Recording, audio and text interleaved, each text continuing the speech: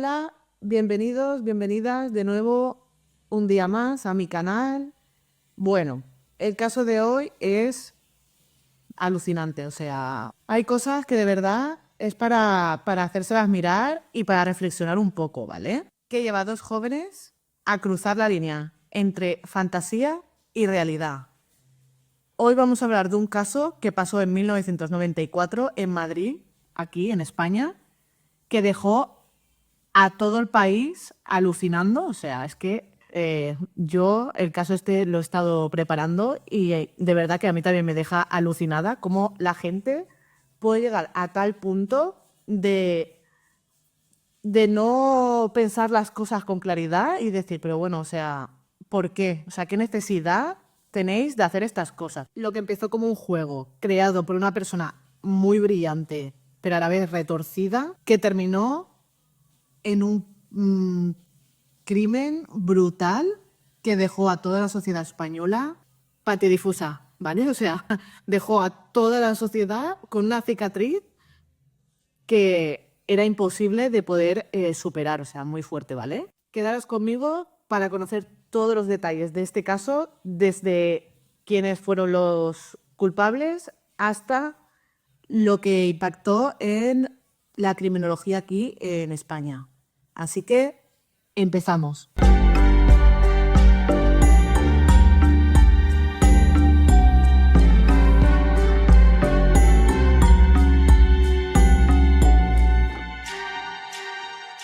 Voy a empezar presentándoos a los dos protagonistas, voy a decirlo así porque vamos a hablar de ellos, así que vamos a empezar por Javier Rosado y Félix Martínez. Javier Rosado nació en 1973 en Madrid. Venía de una familia acomodada, una buena familia, ¿vale? Su padre era ingeniero industrial y se pasaba mucho tiempo con su hijo y lo que más le gustaba hacer junto a su hijo era jugar al ajedrez. La madre de Javier Rosado era enfermera y también se dedicaba a las tareas del hogar. Se encargaba, pues en aquella época, ya sabéis, que trabajaban, pero se dedicaban mucho a la crianza de los hijos, al cuidado del hogar, ya sabéis. Javier Rosado creció en una estructura familiar muy sólida, en la que se incentivaba mucho los estudios, la creatividad, ¿no? La típica familia de ideales súper marcados hacia el progreso, el futuro de sus hijos, etcétera, ¿no?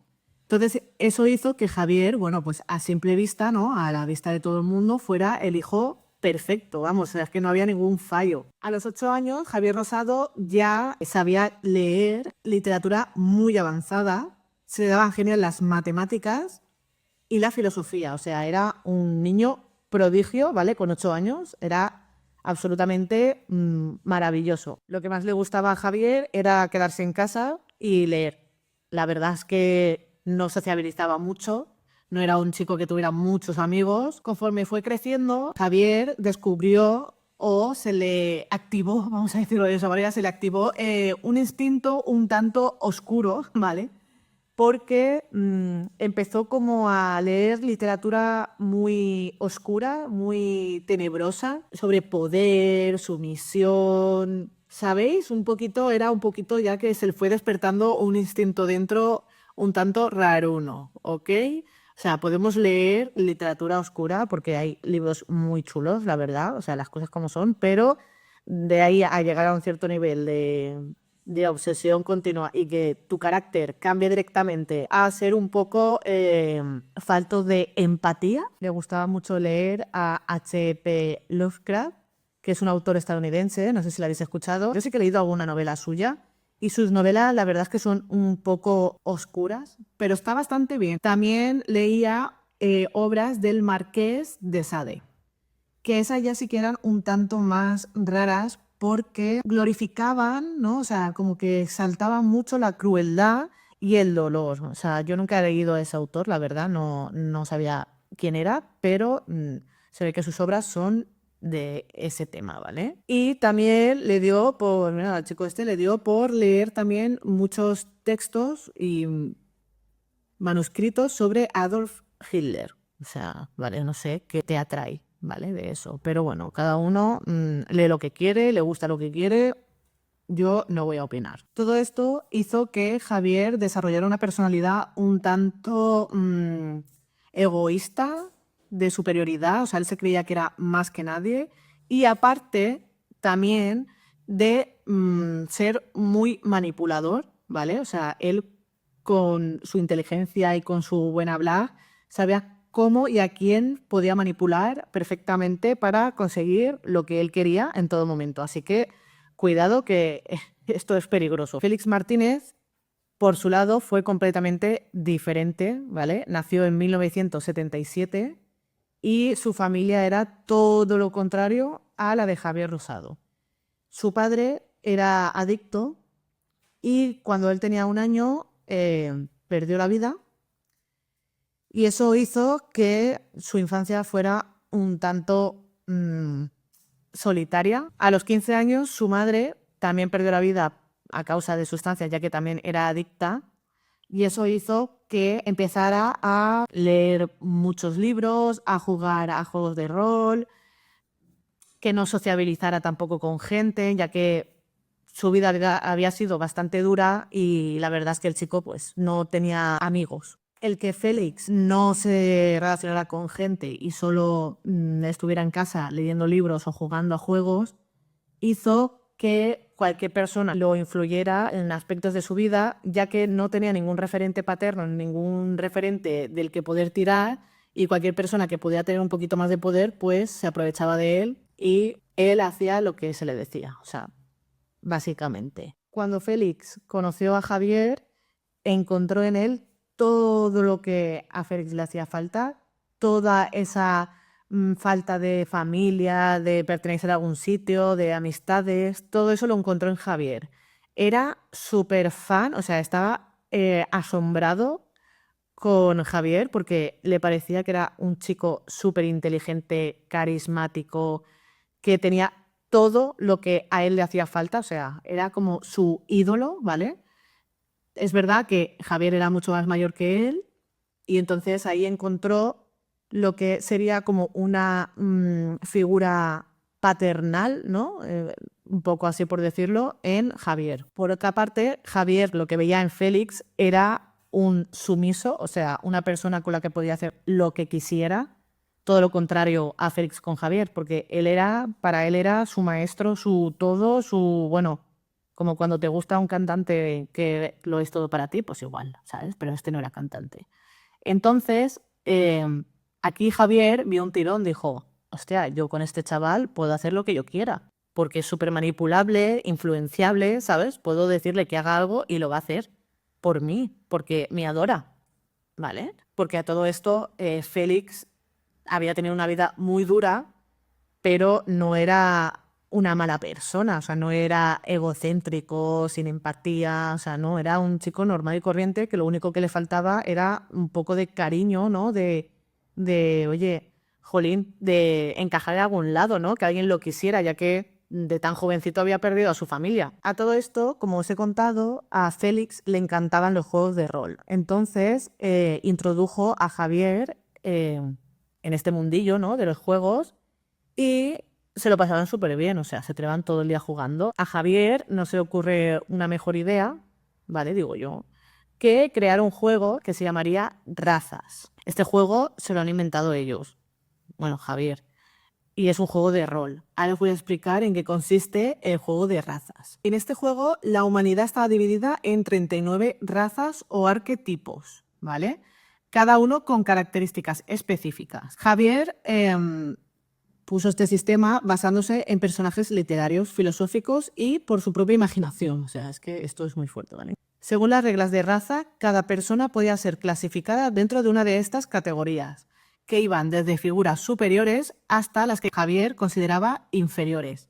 Por ejemplo, los psicólogos eran la raza 37, las mujeres eran la raza 25 y los hombres comunes la raza 22.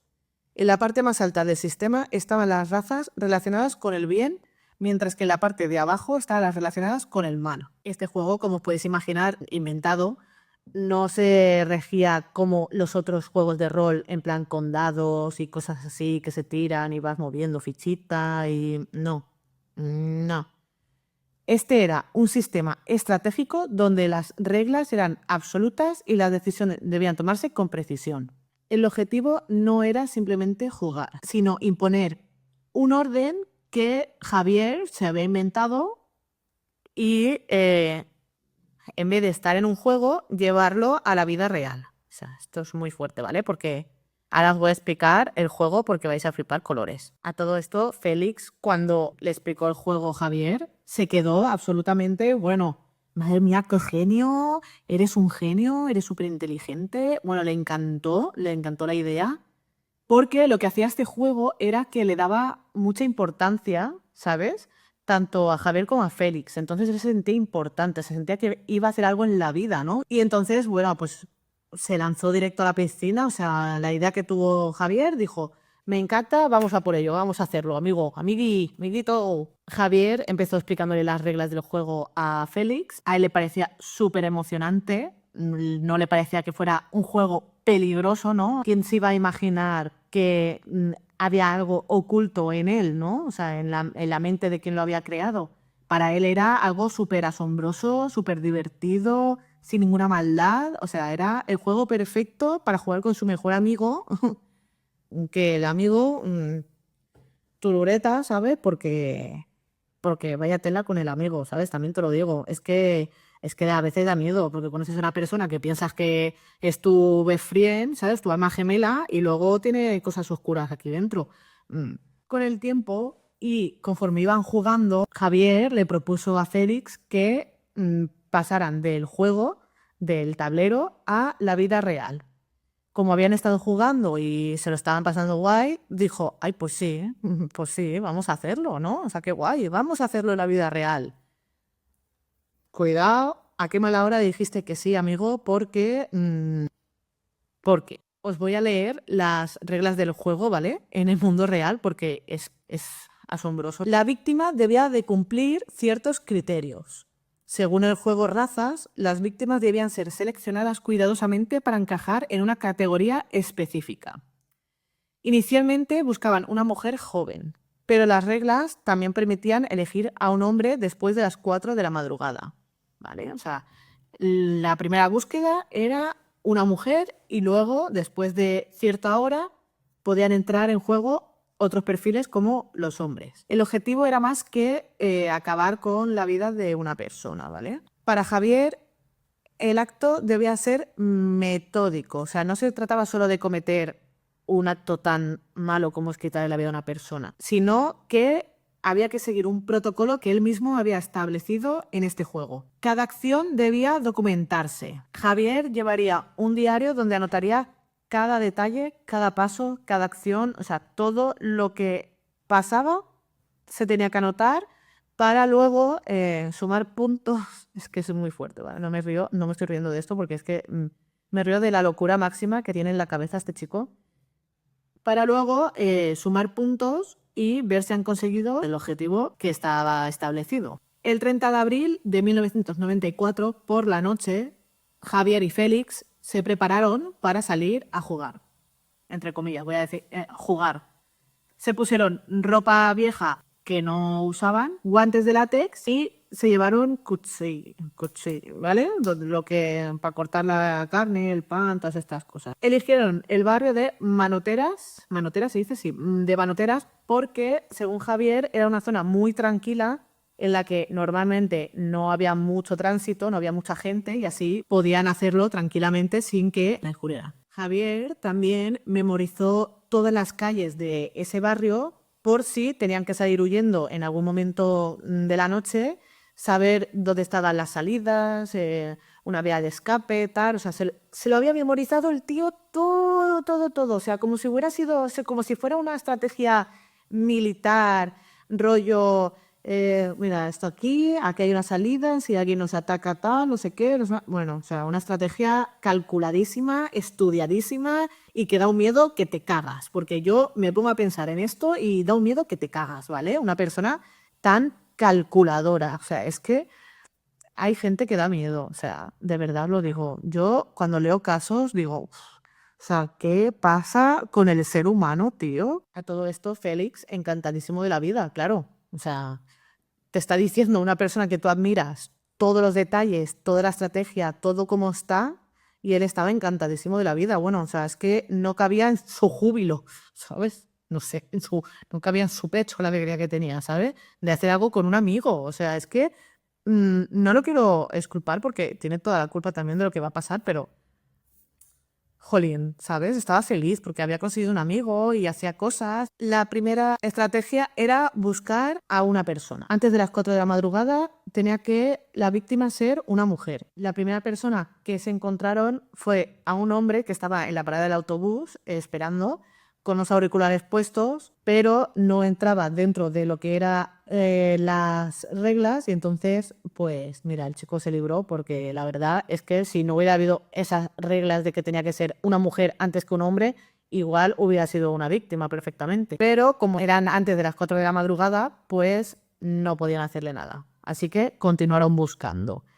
Y una de las posibles víctimas fue una mujer que estaba sacando la basura y estuvieron esperando para ver cuándo atacarla. Lo que pasa que la mujer entró antes a su casa. Vamos, que no les dio tiempo a atacarla. De tanto pensarlo, no les dio tiempo. La segunda posible víctima era una mujer joven que iba por la calle caminando. Y al intentar acercarse, vieron que apareció un hombre que iba con ella, que se ve que no lo habían visto antes, acompañándola. Al ver que la chica iba acompañada, pues directamente lo descartaron. A todo esto, en su diario Javier escribió: "Qué maldita manía de acompañar a las mujeres a sus casas". ¿Ok? Estaba ya muy cabreado porque se estaba acabando la noche y era como, o sea, nuestro plan se está yendo a la caca de vaca, ¿sabes? Porque no estamos consiguiendo nada. O sea, no, o sea, hay que buscar bien. ¿Qué pasa? Que Javier estaba ya cabreadísimo, nervioso.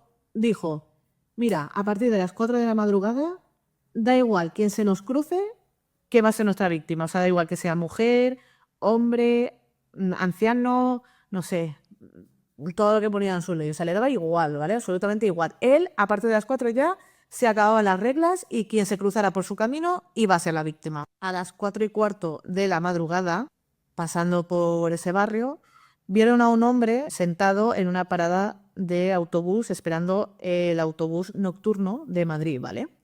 Este hombre era Carlos Moreno Fernández. Carlos Moreno Fernández era un hombre de 52 años que trabajaba en una empresa de limpieza. Tenía hijos y estaba también casado. Esa noche, Carlos estaba esperando en la parada de autobús porque había pasado la noche con su amante, ¿vale? Porque tenía un amante, que esto la familia lo sabía, o sea, y lo respetaba, y la familia de la mujer también, y lo respetaba, o sea, no sé, eso ya son cosas de la gente que cada uno con su vida, si estaban de acuerdo todas las familias, ¿vale? ¿Qué pasa? Que ese día, justamente, el 30 de abril, Carlos había cobrado. Y normalmente él, cuando cobraba, pues cogía un taxi para que no lo atracaran, por si en algún momento le iban a atracar, que no lo cogieran con el dinero encima, ¿no? Pero esa noche dijo: Da igual, voy a ahorrarme un poco de dinero y me voy en autobús". Qué mal, porque es que a veces yo pienso, es que el destino, ¿verdad? O sea, es muy caprichoso, ¿no? Porque siempre cogía el taxi cuando cobraba, justamente ese día había cobrado y dijo que no, y justo se encuentra con estos dos tipejos. Qué mala suerte, es que tela, ¿eh? Cuando llegaron Javier y Félix a la parada del autobús, simularon un atraco, le dijeron al hombre que levantara las manos, que le diera todo lo que tenía, que bueno. Carlos se resistió y empezaron a forcejear. Carlos luchó con todas sus fuerzas, todo lo que pudo, mientras que Félix le clavaba, ¿vale? En el estómago 19 pinchos, es que no sé cómo decirlo para que no, ¿vale? Javier intentaba cortarle lo que está encima del cuello, ¿ok? Él se resistió mogollón, o sea, peleó muchísimo, hasta tal punto que en un momento dado Félix metió la mano en la boca y Carlos le mordió tan fuerte que le arrancó un cacho de dedo y de guante. Todo esto duró, o sea, el ataque duró 20 minutos, o sea, 20 minutos que este pobre hombre luchó con todas sus fuerzas, todo lo que pudo para poder salvarse, pero era imposible. Eran dos chicos más jóvenes, fuertes, fuertes entre comillas, ¿vale? Fuertes. Tampoco estaban muy fuertes, pero me entendéis, ¿no? Y al final, después de 20 minutos, pues perdió la vida. A todo esto que me he rayado. Al que mordió fue a Javier, no a Félix, ¿vale? Un datito, porque no quiero confundiros, ¿vale? Es que lo hago de memoria y a veces se me olvida y cuando lo repaso digo, ¡ah! Se me ha olvidado, no, me he equivocado, esto no es así. El cuerpo de Carlos Moreno fue encontrado la mañana siguiente por un conductor de autobús que bajó a fumar y se vio en un descampado el cuerpo de Carlos, ya sin vida. Entonces, pues llamó a la policía alertando de que había una persona en un descampado que yacía ya sin vida. Cuando la policía llegó, se dio cuenta de que tenía más de 19 pinchazos, ¿vale? Lo habían cortado, ¿no? Por encima del cuello. Y aparte tenía la columna rota. ¿Qué vieron los policías? Que llevaba 60.000 pesetas en un bolsillo.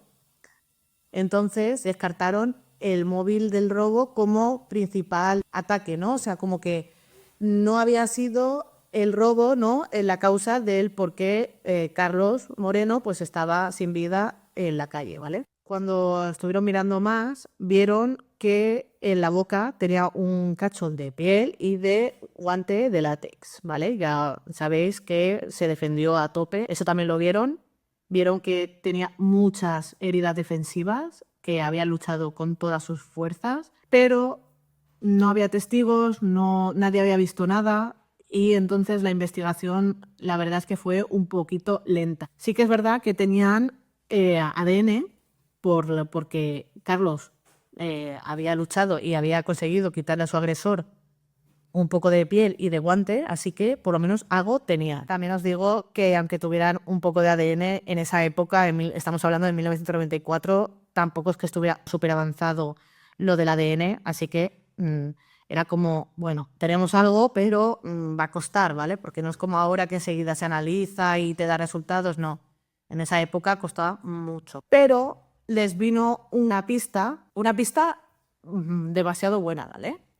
Porque apareció un párroco que les dijo que un chico le había contado que sus amigos habían confesado el crimen de Carlos Moreno. ¿Y por qué un párroco sabía esto? ¿Por qué se había contado un chico? Porque Javier, como era muy chulo él, ¿sabes? Y tenía cero empatía, como os he dicho, pues cuando hicieron lo que hicieron, él llegó ahí con sus amigos, se puso a alardear, mira, yo he hecho esto porque soy más chulo que ninguno, y mira, yo he hecho esto, esto y esto y esto. He sido yo. Y uno de los amigos, claro, estaba flipando, estaba diciendo, pero, ¿qué dices, tío? O sea, lo peor de todo es que a esos amigos les estaba diciendo, apuntaros a la siguiente partida, vamos a hacer una segunda partida, venir, ¿sabes? Participar, que lo vamos a pasar súper guay. Claro, la gente diciendo, ¿pero qué dice? Y uno de sus amigos dijo, esto yo tengo que contárselo.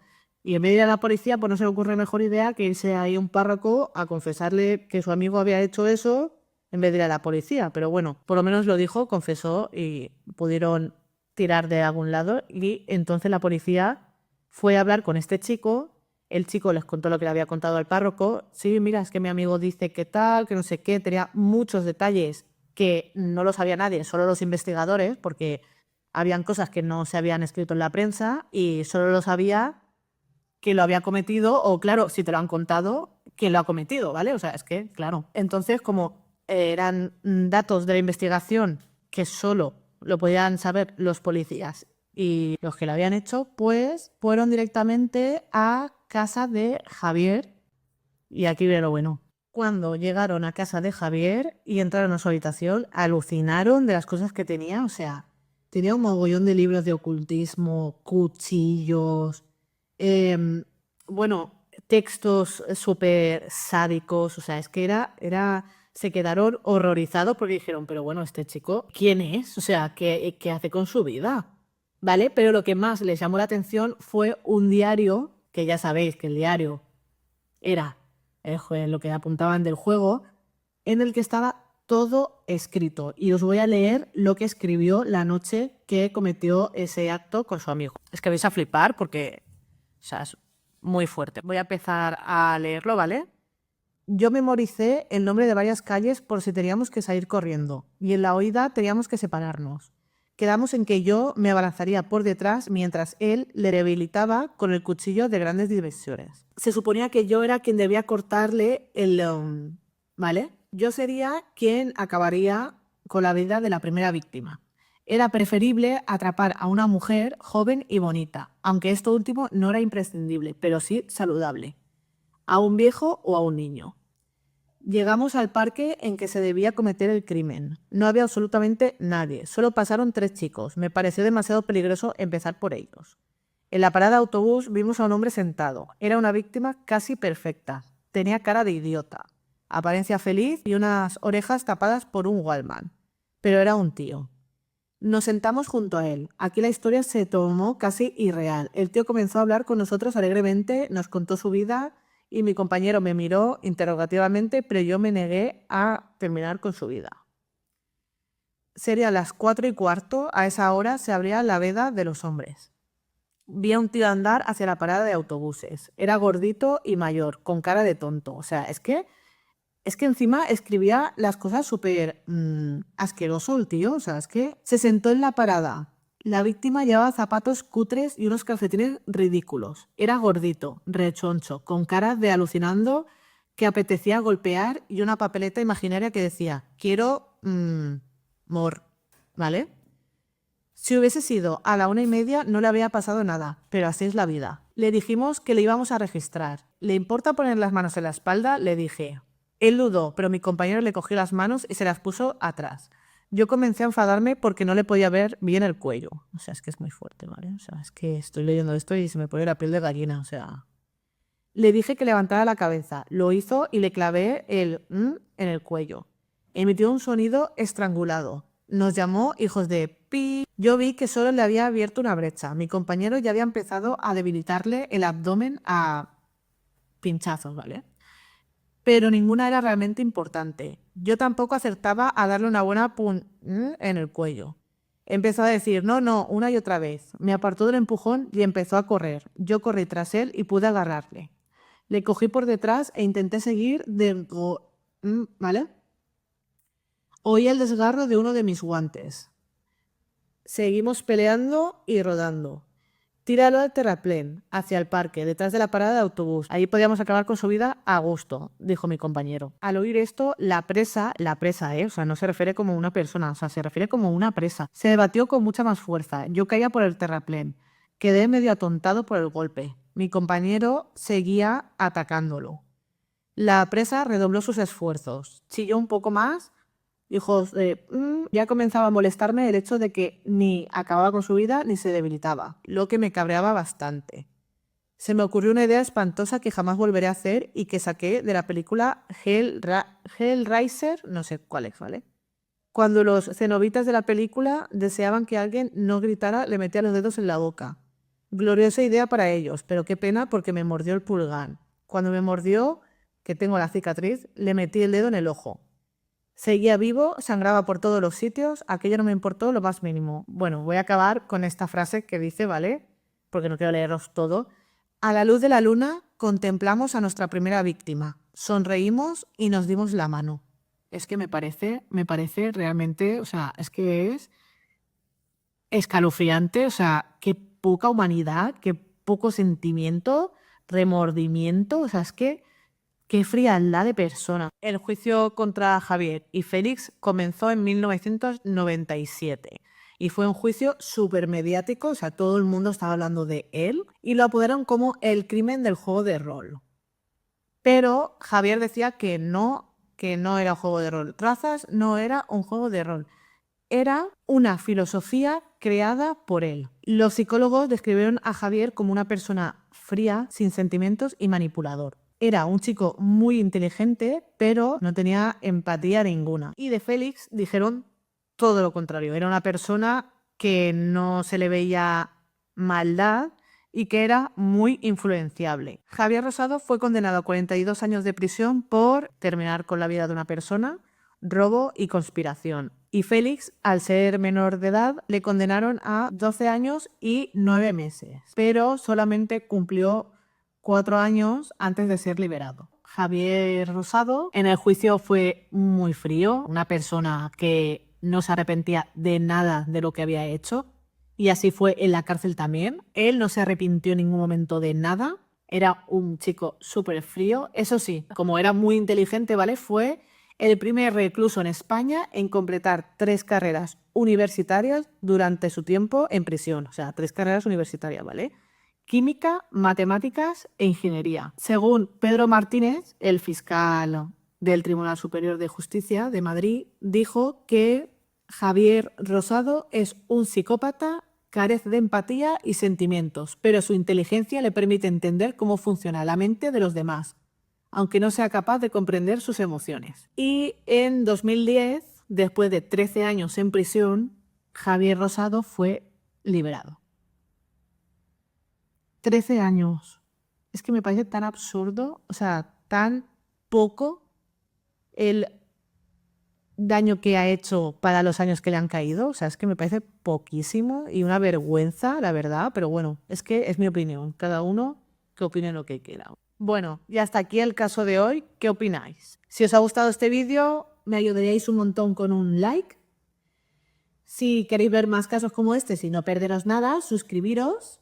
Y nos vemos en el próximo caso. Ponedme en los comentarios qué os parece, qué tal, qué todo. Si queréis algún caso en específico, alguna cosa que os apetezca que hablemos aquí, pues ya sabéis, en los comentarios. Y hasta el próximo vídeo. ¡Chao!